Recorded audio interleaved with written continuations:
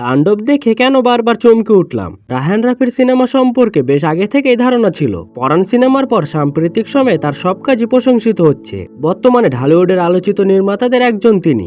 অন্যদিকে প্রিয়তমা সিনেমার পর সবকটি সফল সিনেমা দিয়ে ক্যারিয়ারের পুনর্জন্ম হয়েছে শাকিব খানের। কদিন আগে নিজেই তিনি জানিয়েছেন এ কথা। এই জুটির দ্বিতীয় সিনেমা তাণ্ডব মুক্তির আগে আলোচনায় এসেছে।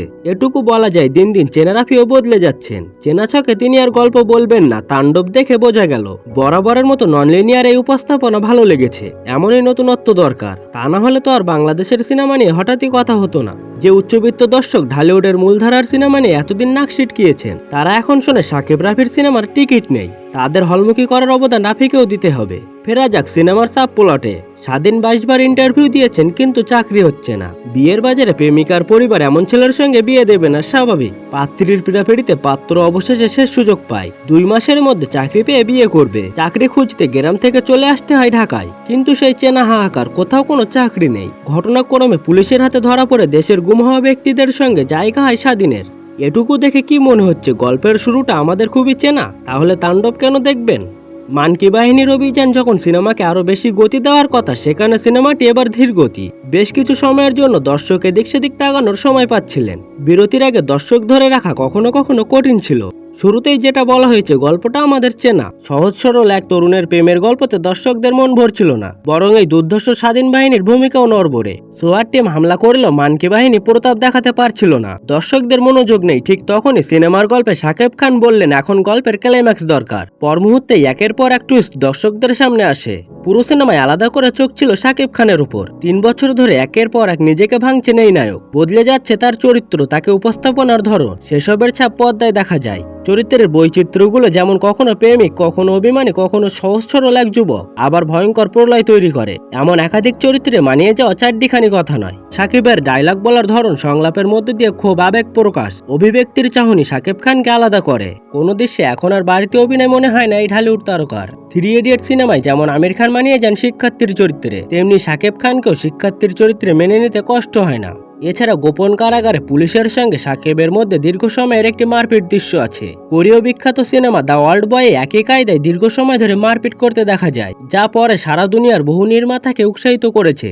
চরিত্রের জন্য শাকিবের পরিশ্রম ফুটে ওঠে পর্দায়। প্রশ্ন থেকে যায়, 2 ঘন্টার 9 মিনিটের গল্পকে একাই কি টানতে পেরেছেন শাকিব? সেখানে হয়তো শাকিব পুরো মার্ক পাবেন না। বিরতির পর গল্পের টার্নিং পয়েন্টে দর্শকদের ধরে রাখলেও একসময় আবার চেনা ছকে মনে হয় সিনেমাটি হয়তো শেষ। 2-1 সেই সময় বিরক্তি নিয়ে বের হওয়ার পথেও হাঁটার প্রস্তুতি নেন, কিন্তু তখনও সিনেমা চূড়ান্ত রহস্যের খোলস ভাঙেনি। গল্পের শেষ 30 মিনিট তাণ্ডবকে নতুন উচ্চতায় নিয়ে যায়। এখানে পরিচালক কারিশমা দেখিয়েছেন। দেশের সিনেমায় একসময় তারকাবহল শিল্পীরা থাকলেও সেই জায়গায় দীর্ঘ সময় একটি গ্যাপ তৈরি হয়। সম্প্রতি বছরগুলোতে হলিউড বলিউডের শীর্ষ তারকাদের সিনেমায় অতিথি চরিত্রে অভিনয়ের প্রচলন বাড়লেও শাকিব খানের সিনেমায় এমনটা দেখা যেত না। এবার বাংলাদেশের সিনেমায় তাণ্ডব দিয়ে বড় পরিসরে অতিথি চরিত্র পেল ঢালিউড দর্শক। সিনেমায় ক্লাইম্যাক্স বাড়াতে পদ্মে আসে ধনির দুলাল চরিত্রের অভিনেতা সিয়াম আহমেদ। তার অভিনয় দর্শকদের আটকে রাখে। অতিথি চরিত্র হলেও পদ্মা মাতিয়েছেন সিয়াম। চরিত্রের যত ব্যবহার করায় অল্প সময়ে বেশ কয়েকবার করতালি পান এই অভিনেতা। গল্পে এগিয়ে নেওয়ায় তার ভূমিকা রয়েছে। পদ্মায় এই সিয়ামকে আগে দেখিনি। বিশেষভাবে বলতে হবে নিশোর কথা। সুড়ঙ্গ সিনেমার চরিত্রকে তাণ্ডব সিনেমায় সূত্রপাত করেছেন পরিচালক, যা দর্শকদের প্রত্যাশাকে বহুগুণ বাড়িয়ে দেয়। নিশো সিয়ামের ভক্তরা প্রিয় তারকার চরিত্রের গুরুত্বের কারণে খুশি হবেন বলা যায়। সিনেমায় বেশ কিছু খুঁত থাকলেও সেই প্রশ্নের উত্তর পরিচালক শেষে দিয়েছেন। তারপরও কিছু বিষয় এড়িয়ে যাওয়া যেত। জিম্মি অবস্থার মধ্যে টক শোতে আমন্ত্রিত অতিথিরা অনির্দিষ্টভাবে কথা বলেছেন, এমনকি তাদের অনুষ্ঠানে অংশ নেওয়াটাও স্বাভাবিক মনে হয়েছে। যেখানে একজন মন্ত্রী মারা গেছেন, সেখানে তাদের মধ্যে কোনো চিন্তার রেখা ছিল না। কিছু জায়গায় ভয়ের আরো বেশি আবহাওয়া তৈরি করা যেত। সাবেক আইজিপি ও টেলিভিশন চ্যানেলের মালিকের মধ্যে চেয়ার নিয়ে দ্বন্দ্ব সেই মুহূর্তের সঙ্গে যায় কিনা প্রশ্ন থাকে। বাণিজ্যিক সিনেমায় গান থাকবে, কিন্তু সাকিব সাবিলার প্রথম গানটি একদমই হঠাৎ করেই চলে আসে। একই কথা বলা যায় লিচুর বাগানে গানটির কথা হুট করেই চলে আসে। পদ্মায় সাবিলার চরিত্রকে আরেকটু গুরুত্ব দিলে ভালো হতো। তারপরও সব মিলিয়ে ঈদে উপভোগ্য সিনেমা তাণ্ডব। এজন্য রায়হান রাফি সবার আগে ধন্যবাদ পাবেন, কারণ তিনি আবার প্রমাণ করলেন তার ওপর আস্থা রাখা যায়। সিনেমায় স্বাধীনভাবে গল্প বলতে পেরেছেন পরিচালক। অন্যায়, অবিচার, দুর্বল শাসন ব্যবস্থার মতো বাস্তব বিষয়কে কাজে লাগিয়ে বঞ্চিত মানুষের ভাষা হয়ে প্রতিবাদ করেছেন রাফি। শেষে আভাস দিলেন হয়তো তাণ্ডব 2 আসবে।